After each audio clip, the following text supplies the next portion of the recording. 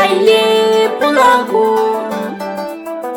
Editobe amnane midanya da lesdi Cameroon ande da miyoti lesdi Nigeria alami da fulbe ballo pulako hande aye beldum Dagi mo fulbe wari alami da fulbe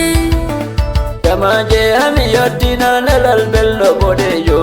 ballo pulako lami da fulbe Nigeria Jamaje amiyoti na nelal bello bodejo ballo pulako lami da fulbe Nigeria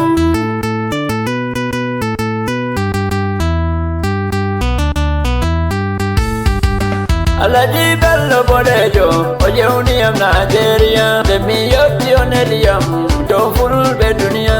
wallo be pulaku nelalam do fulbe owi wakati yotike je kautal hore Jamaje amiyoti na nelal bello bodejo ballo pulaku lami da fulbe Nigeria da bello bodejo baba mai daraja dum goddo burdudo ballo duniya bello bodejo o sere maunde on intore ladde fu dum mayo maungo ko moye yarango be bata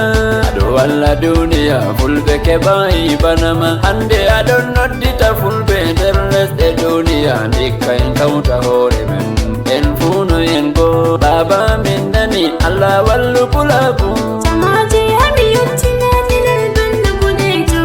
ballo pulaku lami da fulbe Nigeria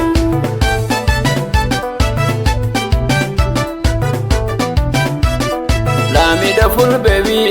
en darano pulaku me tabiya fulbe majjata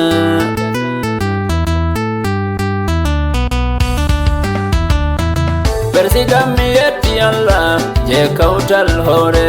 lesdi Nigeria o hosi alkawal Tabiya fulbe majjata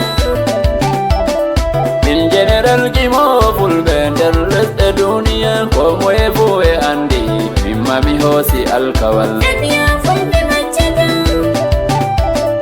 fulbe be ladde be wuro laamiɗo ɗo jawna en dikka en kawta hoore men en jogito ɗabiyaji men Tabiya fulbe majjata hande ngi'ene duya warti to en ɗaninoma weeti en umma daroɗen ballen pulaku men accen sankitako ngam ka ɗo torro en